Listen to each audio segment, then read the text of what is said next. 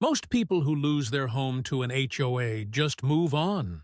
They pack their boxes, they cry in the car on the last day, and they try to put it behind them. I am not most people. Because 18 months after they took my house, I walked into that same neighborhood as the new owner of the HOA management company. And the first thing I did was terminate every single board member's authority, effective immediately. But let me start at the beginning, because the beginning is important. I had lived in Stonegate Park for 11 years. 11 years of paying my mortgage on time, maintaining my property, being a good neighbor. I knew the mailman by name. I coached youth soccer 2 blocks away. That neighborhood was not just where I lived. It was where my whole life was built. The HOA had always been in the background. Nothing dramatic. Dues showed up in my account every quarter, and I paid them without thinking twice.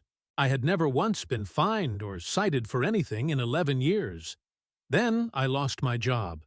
I had worked in logistics management for a company that restructured and eliminated my entire department in one afternoon. 17 years with that company, gone in a 30-minute meeting. I was 51 years old and suddenly starting from scratch. I found new work, but it took 4 months. And in those 4 months, I fell behind. Not on my mortgage. I kept my mortgage current no matter what.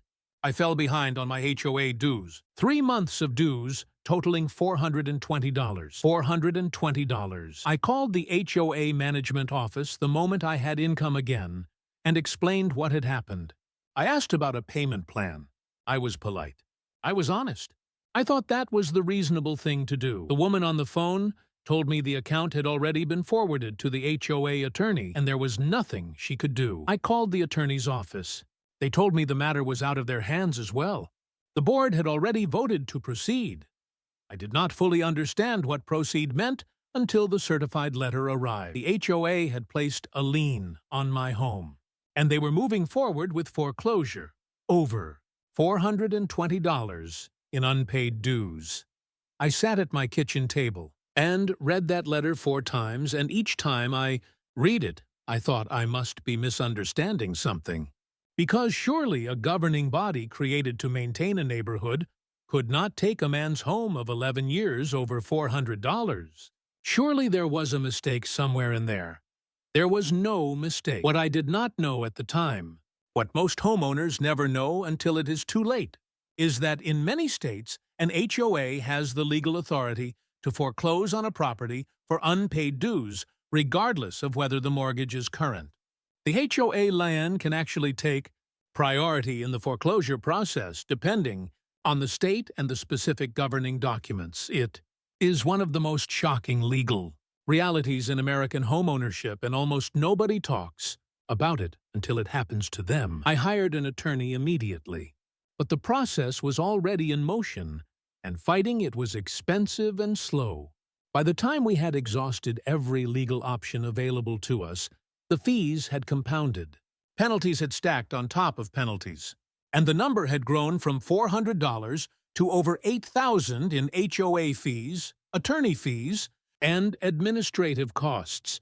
I could not cover it in time. I lost the house. I stood in my driveway on the last day and looked at that house for a long time. 11 years of my life inside those walls. My daughter had learned to ride a bike in that driveway. We had painted every room ourselves. I had built a deck in the backyard the summer before everything fell apart. Then I got in my car and I drove away. And I made myself a promise. I spent the next year rebuilding. New job, better than the last one. Smaller apartment, tighter budget, and every spare hour I had I spent learning. I read everything I could find about HOA law, HOA governance, HOA management structures, and HOA finances. I became genuinely obsessed with understanding exactly how these organizations worked from the inside. What I learned was fascinating. Most HOAs do not manage themselves. They hire outside management companies to handle the day-to-day operations, collecting dues, issuing violation notices, coordinating with attorneys, maintaining financial records. The management company is the engine that runs everything. And management companies are businesses that can be bought. The company that had managed Stonegate Park for years was a small regional firm. family-owned. The owner was in his late 60s and had been quietly looking for an exit for about 2 years, according to people in the industry I had started talking to. The business was not glamorous, but it was stable. Predictable income from long-term HOA contracts. I spent 6 months putting together a group of investors, mostly people I knew who had their own run-ins with HOA overreach and were interested in what I was building. We were not trying to get rich. We were trying to do something different. We made an offer on the management company. The owner accepted. The moment the deal closed, I became the operating owner of the company that managed Stonegate Park HOA, along with 11 other communities in the area. I want to be very clear about something here because it matters. Everything I did from that point forward was done within the legal framework of the management company's contract with the HOA. I did not break any laws. I did not abuse any authority. I followed every process exactly as it was written in the governing documents, but those documents gave the management company significant authority over how the HOA operated day to day. And one of the things I discovered during the transition process was that the Stonegate Park Board had been operating with serious governance violations for years. Meetings had not been properly noticed. Financial disclosures had not been provided to homeowners as required. Board members had exceeded their term limits without a proper election being held. Sound familiar? I sent the board a formal notice of governance deficiencies citing chapter and verse of their own governing documents and the relevant state statutes. I gave them 30 days to cure the violations. They wrote back a dismissive letter saying they appreciated my concern and would take it under advisement. SEMA filed a formal complaint with the state HOA regulatory authority. I also sent a detailed letter to every homeowner in Stonegate Park explaining the governance violations in plain language and informing them of their right to demand a special election under the community's own bylaws. 62% of homeowners signed a petition within 3 weeks demanding a special election and a full financial audit. 3-2 the governing documents and state law, the board had no choice but to comply. The election was held on a Saturday morning in the Stonegate Park clubhouse. Every board seat was contested. Every single incumbent lost. The new board was made up of actual residents who had lived in the community for years and had simply never been given a real chance to serve because the old guard had locked the process down. The financial audit that followed found consistent misuse of community funds going back 4 years. The attorney who had processed my foreclosure had been receiving referral fees from the board, a clear conflict of interest that had never been disclosed to homeowners. That finding was referred to the State Bar Association. 2 of the former board members faced civil liability for the financial mismanagement. One of them was the man who had personally cast the deciding vote to foreclose on my house over $400. I did not evict anyone in the dramatic movie sense of that word. I want to be clear about that. But I did terminate the management company's cooperation with the old board the moment the election results were certified.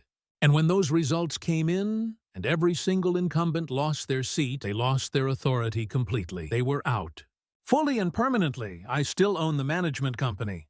We now manage 14 communities in the area, and our approach is completely different from anything that existed before. Full financial transparency, proper elections, a formal hardship policy that prevents any HOA we manage from foreclosing on a homeowner over unpaid dues without first exhausting every possible alternative, including payment, plans, and temporary deferrals. That policy exists because of $420 and what it cost me. I have never moved back to Stonegate Park. That chapter is closed, and I made peace with that a long time ago. But I drive through the neighborhood sometimes. The streets look the same. The houses look the same. Kids ride bikes on the sidewalks, and people wave at each other in the mornings. It looks like a community. Again, that is all I ever wanted it to be. Here is what I need you to understand, if you take nothing else from this story. HOAs have real legal power over your home, And most homeowners have no idea how far that power extends until it is used against them. Read your governing documents. Know your state's HOA laws. Know what your board can and cannot do. And if you ever fall behind on dues, even by a small amount, do not wait and hope it resolves itself. Call them immediately. Put everything in writing. Document every conversation. Because $420 should never cost anyone their home. And if it ever happens to you, remember this story. Because the system that was used against you can also be used by you. You just have to be willing to learn how it works.